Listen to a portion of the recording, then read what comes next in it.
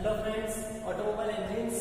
आज का हमारा new chapter fuel supply system in CI engine. अभी तक हमने पेट्रोल इंजन के अंदर फ्यूल सप्लाई किस तरीके से होता है उसके बारे में स्टडी किया। आज से हम डीजल इंजन के अंदर यानी कि कंप्रेस्ड इग्निशन इंजन जो है डीजल इंजन, उसके अंदर फ्यूल सप्लाई किस तरीके से होता है उसके बारे में स्टडी करेंगे। तो सबसे पहले हमारा जो टॉपिक है वो है requirement of an ideal injection system, यानी कि हमारा जो डीजल इंजन है उसके लिए सबसे मोस्ट इंपोर्टेंट चीज ये होती है कि आइडियल इंजेक्शन होना चाहिए सिलेंडर के अंदर। कैसा इंजेक्शन होना चाहिए? Ideal injection. अब आइडियल इंजेक्शन किस तरीके से हो सकता है, तो उसकी रिक्वायरमेंट क्या है और वो किस तरीके से हम कर सकते हैं, तो वो हमारा मोस्ट इंपोर्टेंट पॉइंट है। क्योंकि डीजल इंजन के अंदर क्या होता है कि सक्शन स्ट्रोक के दौरान only air is admitting into the cylinder during the suction stroke, यानी कि सक्शन स्ट्रोक के दौरान सिर्फ एयर आती है और at the end of the compression stroke उस दौरान फ्यूल इंजेक्टर्स जो होते हैं वो क्या करते हैं, फ्यूल इंजेक्ट करते हैं। तो यहाँ पे हमारे लिए सबसे मोस्ट इंपोर्टेंट चीज ये है कि जो फ्यूल इंजेक्ट कर रहे हैं वो एकदम प्रॉपर टाइम पे और परफेक्ट होना चाहिए। वो किस तरीके से होना चाहिए और कैसा होना चाहिए, जिसके बारे में हम स्टडी करेंगे। तो सबसे पहले हमारा जो पहला पॉइंट है requirement of an ideal injection system, जिसके अंदर हमारा फ्यूल कैसा होना चाहिए और किस तरीके से। क्योंकि सबसे पहली बात है ऑटोमाइजेशन। क्या है? ऑटोमाइजेशन। ऑटोमाइजेशन का मतलब क्या है, जिसको हम एटोमाइजेशन भी बोलते हैं। एटोमाइजेशन का मतलब क्या है उसके बारे में हम समझते हैं कि जिस दौरान फ्यूल इंजेक्टर जो है वो फ्यूल सिलेंडर के अंदर इंजेक्ट कर रहे हैं at the end of the compression stroke during the compression stroke के एंड के दौरान before the 8 degree of TDC।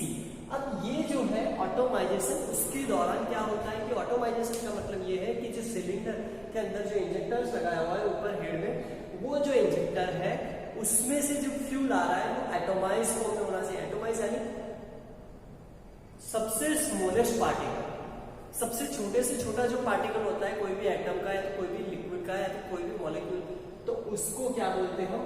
Atomise होना। यानी जो फ्यूल है उसका सबसे छोटे से छोटे, जिस तरीके से फुहारा, तो वो फुहारे में से किस तरीके से छोटे छोटे पार्टिकल्स बाहर निकलते हैं, तो वो जो है उसको हम क्या बोलते हैं? एटोमाइजेशन बोलते हैं।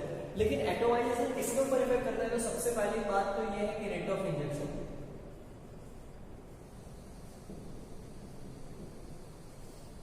किसके ऊपर इफेक्ट करता है? Rate of injection.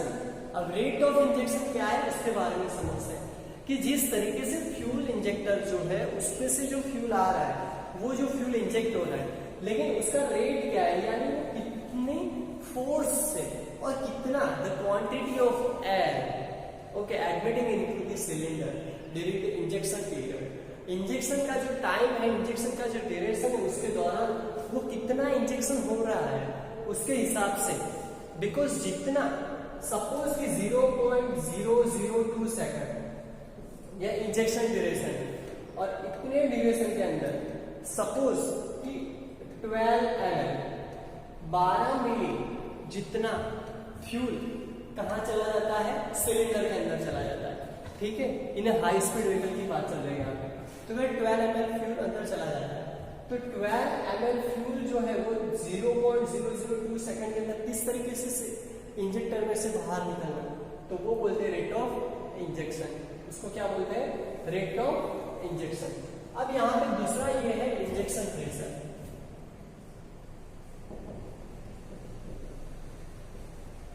दूसरा क्या है? Injection pressure. Rate of injection हमको समझ में आ गया कि रेट ऑफ इंजेक्शन है कितनी मात्रा में इंजेक्शन होना चाहिए, लेकिन वो जिस तरीके से हमने यहाँ पे देखा कि 0.002 सेकंड जो है उसमें हमने 12 ml तक का फ्यूल हमको सिलेंडर के अंदर एडमिट करना है, यानी कि 0.001 सेकंड के अंदर 6 ml जितना जाना चाहिए। अब ये जो है, लेकिन इसको हमको सिलेंडर के अंदर एडमिट करवाना हो तो उसका मतलब ये है कि हमको उतना क्या क्रिएट करना पड़ेगा? Injection pressure. क्या क्रिएट करना पड़ेगा? Injection pressure. तो वो इंजेक्शन प्रेशर जब क्रिएट ही नहीं हो पाएगा, यानी सबसे मोस्ट इंपोर्टेंट चीज है कि जब क्रिएट नहीं हो पाएगा तो हम उस फ्यूल को एटोमाइज नहीं कर पाएंगे।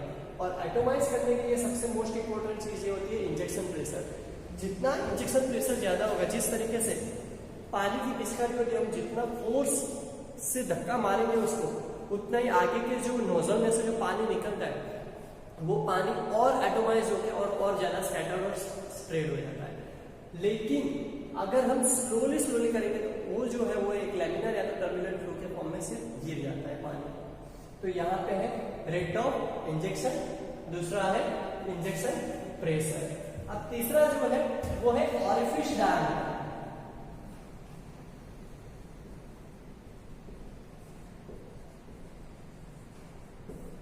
Orifice diameter of nozzle.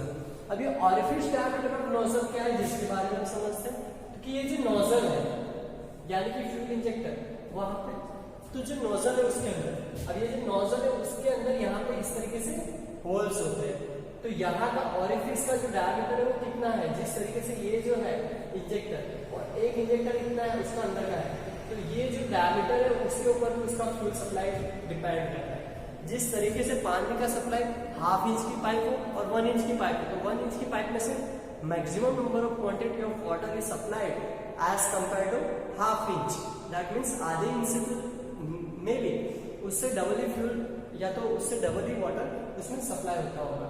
तो इसी तरीके से यहाँ पे डायमीटर, ऑरिफिस डायमीटर, ये जो है उसका डायमीटर जो है इंजेक्टर का यानी नोजल का अंदर जो इंजेक्टर के अंदर, तो वो जो डायमीटर है वो भी उसके ऊपर क्या करता है, इफेक्ट करता है। ठीक है, इसके आगे जो पॉइंट है वो है पेनिट्रेशन।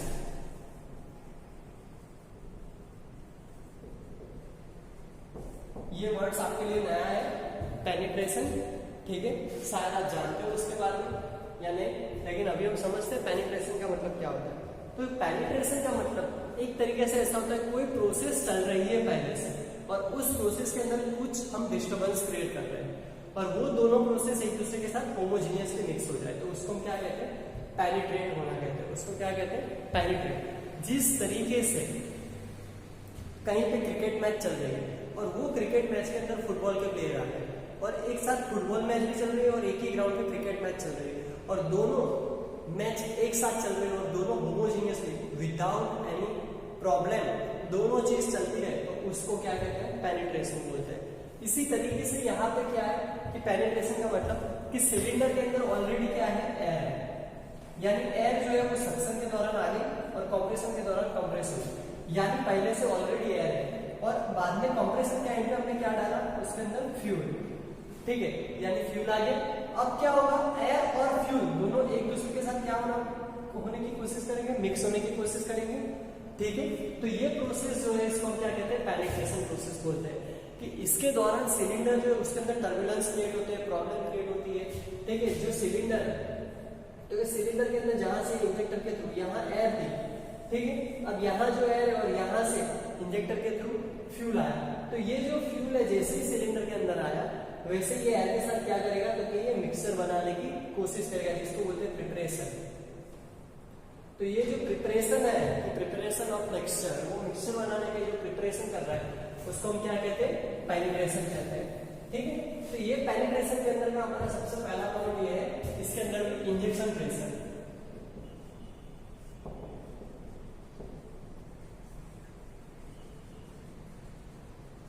इसमें भी सबसे पहला हमारा पॉइंट ये होता है इंजेक्शन प्रेशर। इंजेक्शन प्रेशर यानी क्या कि जो इंजेक्टर है उसमें से जो इंजेक्ट हो रहा है फ्यूल, अगर उसका जो प्रेशर है वो अगर सही से हुआ तो वो एयर के साथ साइमल्टेनियसली मिक्स हो जाएगा। जिस तरीके से हमने एक फ्यूल का प्रैक्टिकल किया था जिसमें इंजेक्शन से हमने ट्राई किया था, उसमें सबसे पहली बार जैसे हमने इंजेक्शन से ट्राई किया तो थोड़ा सा स्लो प्रेशर दिया तो जो फ्लैम थी वो खुद इंजेक्शन तक पहुंच गई और इंजेक्टर जलने लगा था।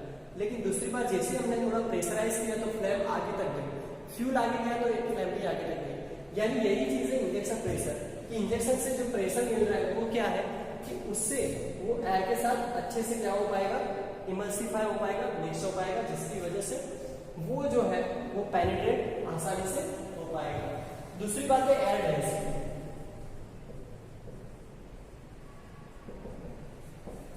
ये भी एक इंपॉर्टेंट पॉइंट होता है कि एयर डेंसिटी। अब हमने जो सिलेंडर के अंदर जो एयर ली है उसकी डेंसिटी क्या है और उसकी वॉल्यूमेट्रिक एफिशिएंसी किस तरीके से, जिसके हिसाब से उसकी जो डेंसिटी है तो वो जो डेंसिटी केजी पर मीटर क्यूब, ठीक है, तो जो डेंसिटी एयर डेंसिटी जो नॉर्मल एटमॉस्फेयर के हिसाब से ही है, या फिर उसके अंदर कुछ ऐड होकर एयर फिल्टर में से जब पास हो तब उसके अंदर से सस्पेंडेड पार्टिकुलर बाहर निकल के कुछ और एयर डेंसिटी हो गई, जिसकी वजह से उसके अंदर ऑक्सीजन या तो हाइड्रोजन कंटेंट या तो नाइट्रोजन कंटेंट कुछ चेंज हो गए, जिसकी बदौलत ये भी और एक चीज है पेनिट्रेशन होने में, क्योंकि जिस तरीके से पानी और ऑयल दोनों एक दूसरे के साथ मिक्स नहीं होते, वो दोनों एक दूसरे के साथ पेनिट्रेट नहीं होते, यानी कि दोनों एक दूसरे के साथ प्रोसेस नहीं कर पाएंगे, ठीक है, दोनों एक दूसरे के साथ इमल्सिफाई नहीं हो पाएंगे। लेकिन यहाँ एयर डेंसिटी अगर सही रही तो वो फ्यूल के साथ क्या हो जाएगा, एयर फ्यूल मिक्सचर अच्छे से अच्छा बन जाएगा, ठीक है। और वो जो एयर है वो भी कैसी है, हीटेड है। तीसरा जो पॉइंट है यहाँ पे इंजेक्शन मिक्सर का तीसरा पॉइंट है फ्यूल इंजेक्शन, यानी कि फ्यूल इंजेक्शन है, फ्यूल इंजेक्शन प्रॉपर होना चाहिए। जिस तरीके से इंजेक्टर जो है, अब इंजेक्टर के अंदर से जो फ्यूल इंजेक्ट हो रहा है, ये एक होल है जिसमें से स्लो इंजेक्ट हो रहा है, एक होल है जिसमें से हाईएस्ट इंजेक्ट हो रहा है, तो ये नहीं होना चाहिए। हर एक इंजेक्टर के होल में से एकदम प्रॉपर इंजेक्शन होना चाहिए, जिसकी बदौलत जो फ्यूल इंजेक्शन है वो कैसा हो पाए, प्रॉपर हो पाए, ठीक है। उसके बाद का जो पॉइंट है जिसको हम कहते हैं इंजेक्शन वाल्व।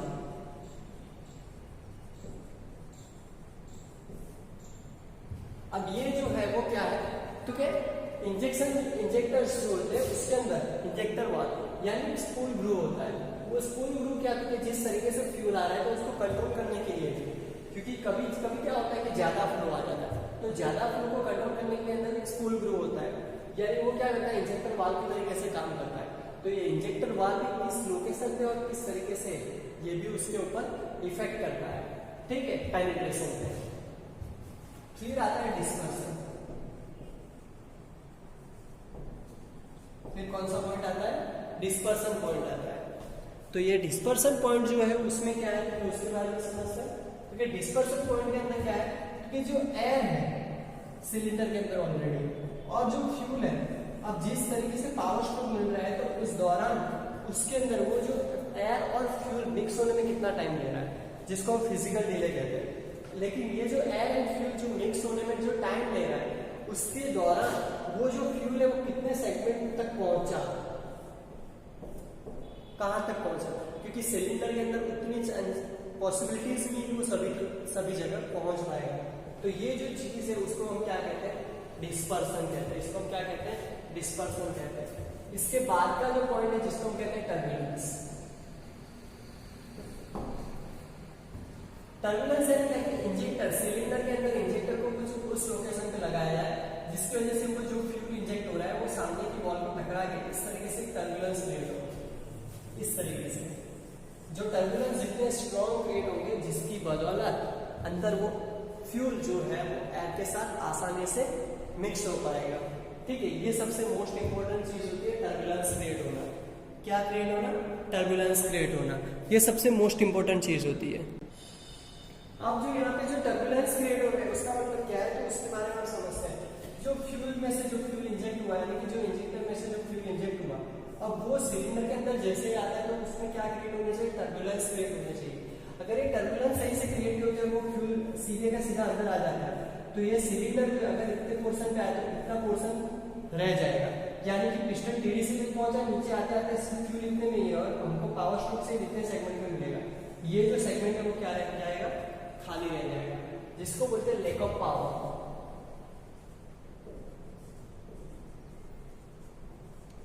ठीक है। इसको पावर फेलियर भी कहते हैं,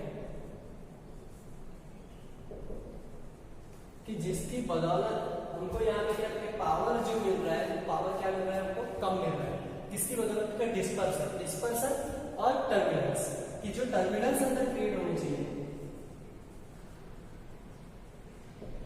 वो जो टर्बुलेंस है, अगर सिलेंडर के अंदर प्रॉपर टर्बुलेंस क्रिएट नहीं होगा तो वो जो एयर है उसके साथ वो सही से मिक्स नहीं हो पाएगा। जिस तरीके से आपको बताओ, तो आप कोई भी लिक्विड है, लिक्विड के अंदर कोई एडिटिव्स डालते हो तो आप उसको क्या करते हो, इमल्सिफाई करते हो, इस तरीके से मिक्स करते हो। जितना आप मिक्स करते हो उतना वो जल्दी से क्या होता है, एक दूसरे के साथ होमोजीनियस मिक्सचर बना देता है। अगर जिस तरीके से पानी और उसके अंदर हम सॉल्ट डालते हैं, तो सॉल्ट को अगर हम वैसे के वैसे जैसे स्पून में सॉल्ट डालें तो वो सॉल्ट कहाँ चला गया, नीचे की तरफ चला गया। ऊपर से नीचे तक जाते जाते जितने लेयर्स थे उसमें जितना एब्सॉर्प्शन इंडेक्स था उतने में वो एब्सॉर्ब हो गया, लेकिन बाद में वो कहाँ चला गया, नीचे की तरफ चला गया। लेकिन जब तक अब वापिस रिसाइक्लिंग प्रोसेस, यानी वापस जब तक मैं उसमें टर्बुलेंस क्रिएट नहीं करूंगा तो वो मॉलिक्यूल तब तक वो ऊपर आएंगे नहीं, तब तक वो जो मॉलिक्यूल्स है वो नीचे की तरफ साइलेंटली वहां पे इनडाइल्यूटेड फॉर्म में रहेंगे। तो उसको मुझे डाइल्यूटेड फॉर्म में लाने के लिए, मुझे उसको डाइल्यूटेड फॉर्म में सपोज कि लाना हो, तो उसको डाइल्यूटेड फॉर्म में लाने के लिए सबसे मोस्ट इंपोर्टेंट चीज मेरे लिए ये है कि उसको मैं क्या करूँ, टर्बुलेंस क्रिएट करूँ। जितना टर्बुलेंस क्रिएट होगा तो जितने वाटर पार्टिकल्स है, जितने मेरे पास वाटर पार्टिकल्स है, वो सभी वाटर पार्टिकल्स क्या करेंगे, सॉल्ट कंटेंट जो है उसको क्या कर देंगे, अपने साथ होमोजेनियस मिक्सर बना के उसको डाइल्यूट कर देंगे, और जिसकी वजह से जितना हो सके हम maximum number of quantity of salt उसके अंदर डाइल्यूट कर सकते हैं। इसी तरीके से यहाँ पे जितना टर्बुलेंस रेट होगा उतना फ्यूल एयर के साथ आसानी से मिक्स हो पाएगा। अगर एयर के साथ में मिक्स नहीं हो पाएगा तो एयर एक साइड रह जाएगी और फ्यूल एक साइड रह जाएगा, और ये क्या हो जाएगा, कंबस्टन क्लियर हो जाएगा।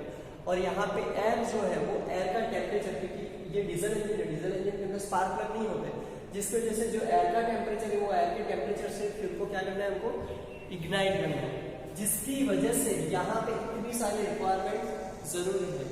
जो रिक्वायरमेंट्स पेट्रोल इंजन में इतनी ज्यादा नहीं है, लेकिन यहाँ पे डीजल इंजन के लिए मोस्ट इंपोर्टेंट चीजें होती है कि टर्बुलेंस क्रिएट करना है। और ये जब टर्बुलेंस क्रिएट होते हैं तो वो सिलेंडर के क्या होते रहते हैं, टकराते रहते हैं, और इसका जो नॉब होता है जिसकी वजह से आपको पता होगा पेट्रोल इंजन से ज्यादा डीजल इंजन में और ज्यादा आवाज आती है। और डीजल इंजन जब चलता है तब भी जो डीजल कार्स चलती है तो उसकी आवाज as compare to petrol engine ज्यादा होती है। अब एक और टॉपिक है इसी के अंदर जो है टाइमिंग ऑफ इंजेक्शन।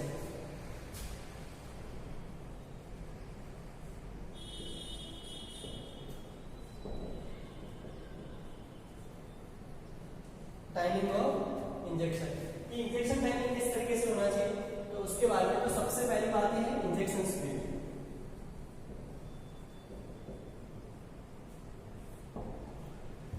इंजेक्शन की स्पीड क्या है उसके हिसाब से टाइमिंग सेट किया जाता है, यानी कि या इंजेक्शन स्पीड की जो कॉमन रेल है हमारे डीजल इंजन के लिए, वो जो रेल है उसमें से जो फ्यूल आ रहा है वो फ्यूल का प्रेशर कितना रहेगा उसके हिसाब से, जिस तरीके से आपको पता होगा कि आपके घर में जो पानी की लाइन होती है जहां मेन पावर स्टेशन से आती है वहां पे बड़ी होती है, उसके बाद में धीरे धीरे क्या होती जाती है, छोटी और छोटी होती जाती है। क्यों? बिकॉज यहाँ पे प्रेशर क्रिएट करने के लिए, जिसको हम बोलते हैं, आप थर्मोडायनामिक्स में पढ़ोगे, जिसको बोलते हैं Bernoulli equation, T/2G + V²/2G + Z = 0। शायद ये इक्वेशन आपने पढ़ा होगा थर्मोडायनामिक्स के अंदर, जिसको हम बर्नौली इक्वेशन कहते हैं। तो ये जो इक्वेशन है जिसके अंदर, अब आपके सामने और इक्वेशन रख रहा हूँ जिससे आपको पता चलेगा कि requirement of an ideal injection system, ठीक है। अब उस तरीके से हमारे लिए डीजल इंजन जो है जिसके अंदर हम बायोडीजल यूज करते हैं, ठीक है, यानी आपको मैंने फ्यूल एंड लुब्रिकेंट्स में अल्टरनेटिव फ्यूल्स में मैंने बताया कि बायोडीजल, तो डीजल इंजन के अंदर जब हम बायोडीजल यूज करते हैं तो आपको क्या क्या चीजें ध्यान में रखनी पड़ती है, आप खुद सोच के बताना कि आपको कौन सी चीजें ध्यान में रखनी पड़ेगी, क्योंकि बायोडीजल एक अलग फ्यूल है। जिस तरीके से पेट्रोल और सीएनजी यूज करते हैं तो हमने कंपेयर किया था, उस तरीके से ये टॉपिक है हमारा आगे, डीजल एंड बायोडीजल। लेकिन मैं आपको प्रिडिक्ट करने के लिए यानी सोचने के लिए बता रहा हूँ कि आप खुद सोचिए, प्रिडिक्ट कीजिए कि अगर डीजल इंजन के अंदर हमको बायोडीजल यूज करना है, ठीक है, तो हमको कौन सी चीज किस तरीके से होनी चाहिए। जिस तरीके से हमने यहाँ पे प्रिडिक्ट किया कि रिक्वायरमेंट फ्यूल इंजेक्शन के लिए क्या होना चाहिए, तो इतनी सारी चीजें होनी चाहिए, ठीक है, कि कौन सी चीजें होनी चाहिए। तो सबसे पहले हमने देखा एटोमाइजेशन होना चाहिए, पेनिट्रेशन होना चाहिए, डिस्पर्सन होना चाहिए, टर्बुलेंस क्रिएट होनी चाहिए, और लास्ट वन है टाइमिंग ऑफ इंजेक्शन। तो हमारा यहाँ पे क्वेश्चन ये है आपके सामने आज का कि आपको क्या बताना है, तो आपको समझ में आ गया है कि डीजल इंजन जो है उसमें हमको बायोडीजल यूज करना हो, तो बायोडीजल यूज करना हो तो हमको कौन सी जरूरत पड़ेगी, या तो बायोडीजल को हम डायरेक्टली यूज कर सकते हैं, या तो आपको सिर्फ क्या करना है, तो क्या आपको नेट पे जाके सर्च करना है डीजल की कैरेक्टरिस्टिक, डीजल की प्रॉपर्टीज और बायोडीजल की प्रॉपर्टीज, कौन सी प्रॉपर्टीज मैच हो रही है, कौन सी प्रॉपर्टीज मैच नहीं हो रही है, तो उसके बारे में आपको सोचना है और फिर आपको आंसर देना है। डायरेक्ट आपको आंसर नहीं देना है, पहले सोचना, उसके बारे में स्टडी करना और फिर आंसर देना। ठीक है, प्रॉपर आंसर देना या तो जितना हो सके उतना वहां तक पहुंचने की कोशिश करना, जिसकी वजह से मैं ऐसे क्वेश्चन इसलिए पूछ रहा हूँ कि आप सोचने पे मजबूर हो जाओ और फिर उसकी बदौलत आप कोई नए फील्ड की तरफ भी आप आगे बढ़ सकते हो, ठीक है, और आपका थिंकिंग और बढ़ सकता है। लास्ट में टॉपिक जो होता है वो होता है कंबस्शन चैम्बर डिजाइन।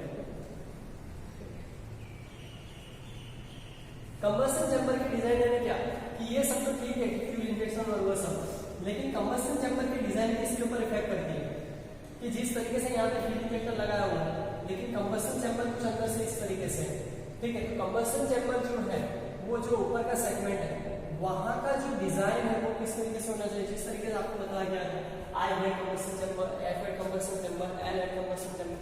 तो कौन सा कंबस्शन चैम्बर इसके लिए प्रिफरेबल रहेगा, वो सबसे मोस्ट इंपोर्टेंट चीज होती है यहाँ पे कि कंबस्शन चैम्बर की डिजाइन, कि कंबस्शन चैम्बर किस तरीके से होना चाहिए।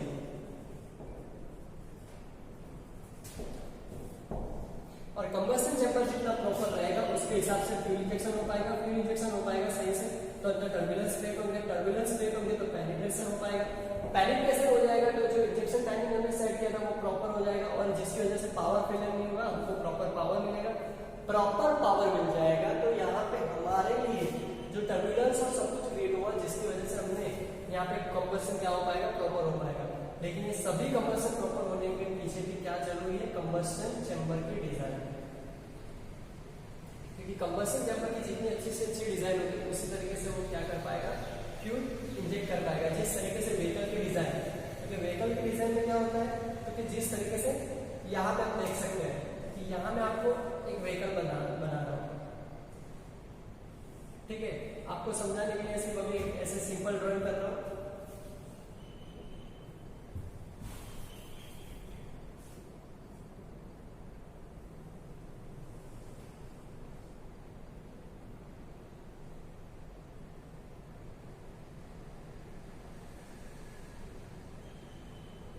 ठीक है, अब यहाँ पे आप देख सकते हो ये एक व्हीकल है, जब ये चलेगा व्हीकल तो इसमें क्या है कि एयर जो है यहाँ से आएगी तो आसानी से वो कहाँ चली जाएगी, पीछे, लेकिन यहाँ पे जो एयर आएगी वो क्या होगी, ऊपर की तरफ टकराएगी और वो एयर कहीं जा नहीं पाएगी, जिसकी वजह से यहाँ पे जो डिजाइन है जिसकी वजह से क्या हो रही है, ये एरोडायनेमिक्स से नहीं है, जिसकी वजह से ये जो सेगमेंट है वो जितना सीधा रहेगा 90 डिग्री में उतना इसकी किस पे इफेक्ट आएगी, स्ट्रेट है, और ये जो है एयर को आसानी से क्लॉक आउट करके और कट करके वो आसानी से क्या कर सकती है, आगे बढ़ सकती है। इसलिए आज की जो भी बस होती है आपने देखा होगा थोड़ा क्या रखा जाता है, स्लैंडेड रखा जाता है। और दूसरी बात है ट्रेन की आपने देखा होगा, ट्रेन के लोकोमोटिव्स भी क्या होते हैं, थोड़े स्लैंडेड रखे जाते हैं क्योंकि वो एरोडायनेमिक्स है, जिस तरीके से ये है इस तरीके से वो उसको क्या कर सके, कट कर सके। इसलिए ट्रैवल्स में भी आपने देखा होगा कि ट्रैवल्स करने से इस तरीके से होता है, तो आगे का सेक्शन इसलिए इस तरीके से रखा जाता है। उसी तरीके से यहाँ पे कंबस्शन चैम्बर की डिजाइन भी हमको इसी तरीके से डिजाइन करनी है, जिसकी वजह से ये यहाँ पे टर्बुलेंस मैक्सिमम क्रिएट हो, जिसकी वजह से वो एयर के साथ मिक्स हो जाए। तो यहाँ तक आपको समझ में आ गया होगा। नेक्स्ट सेक्शन में हम कॉमन रेल डीजल इंजेक्शन के बारे में समझेंगे कि डीजल इंजन के अंदर किस तरीके से फ्यूल सप्लाई सिस्टम वर्क करती है। Thank you.